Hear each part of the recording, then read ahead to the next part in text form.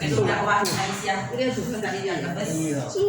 Puji syukur kehadiran Allah Subhanahu wa taala atas nikmat iman Islam, kita bisa dengan melangkahkan kaki dari rumah menuju ke tempat ini dalam rangka thalabul ilmi. Mudah-mudahan niat baik ibu-ibu semuanya akan tercatat sebagai amal soleh di sisi Allah Subhanahu wa taala.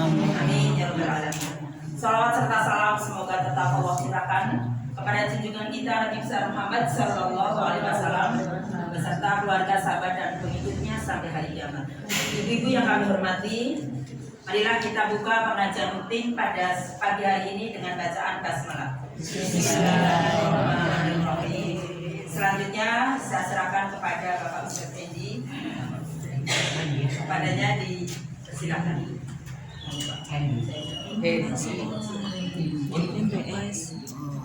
Kamu ngerti mas? Iya mau melu. Ini permisi. Bismillahirrahmanirrahim.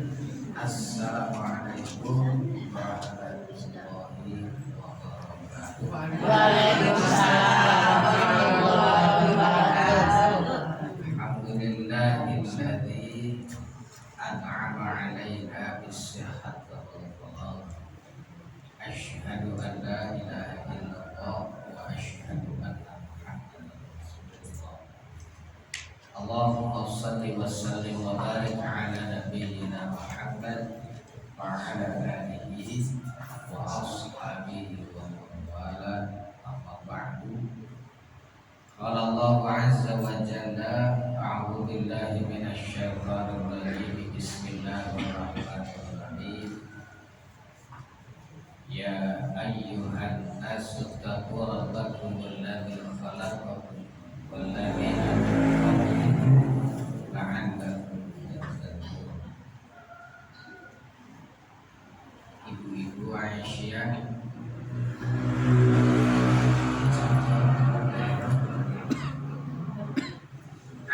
lah.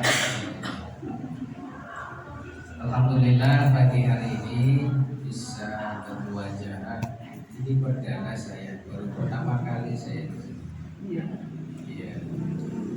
Saya sebelumnya mohon maaf barangkali tadi agak sedikit terlambat. Insya Allah sebenarnya nggak terlambat, saya nggak biasa terlambat.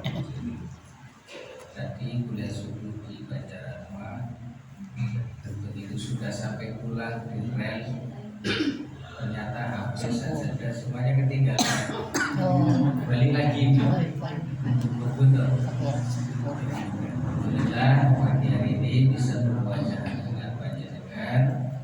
Insyaallah mudah-mudahan jelasan kita ini insyaallah banyak berkah. Kita silaturahmi, maka insyaallah mudah-mudahan dengan silaturahim seperti yang pernah disabdakan Rasulullah, man ahabba ayyub satalahu rizquhu wa yusa'alahu fi atharihi falyasil rahimah.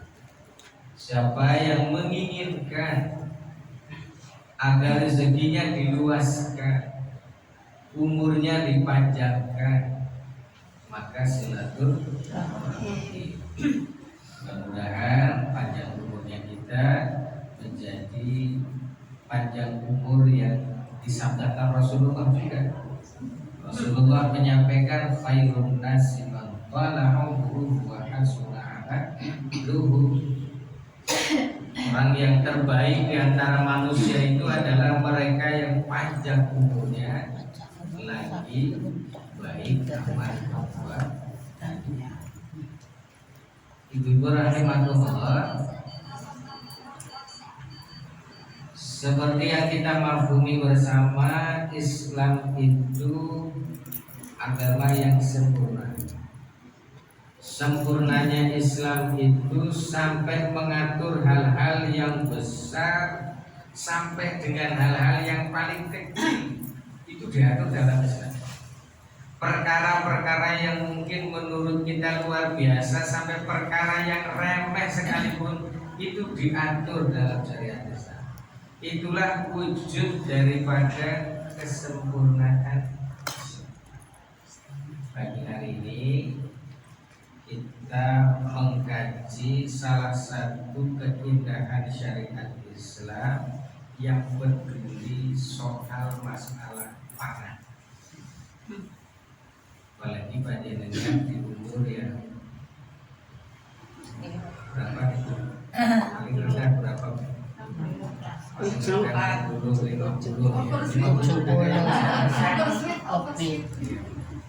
Ini perlu memperhatikan akan apa yang pernah disampaikan oleh Allah tentang masalah pangan. Sebegitu pentingnya Allah mengutus para nabi dan rasul, salah satunya bicara soal masalah pangan. Apalagi kita tiap hari gak bisa terlepas dari yang namanya makan. Pagi makan, siang makan, ya, malam makan, belum lagi di sela-sela waktu itu tiada hari tanpa makan. Ya, kita harus jujur, itu makanya Islam perhatian luar biasa terhadap soal masalah pangan. Yang pertama, Allah Subhanahu wa taala berfirman dalam surah Al-Maidah ayat 88. Ini konsep yang pertama, satu. Wa kulu mimma razaqakumullahu halalan thayyiban. Nah, ini ayat ini terkenal. Kalau sudah halalan mesti lanjutannya thayyiban.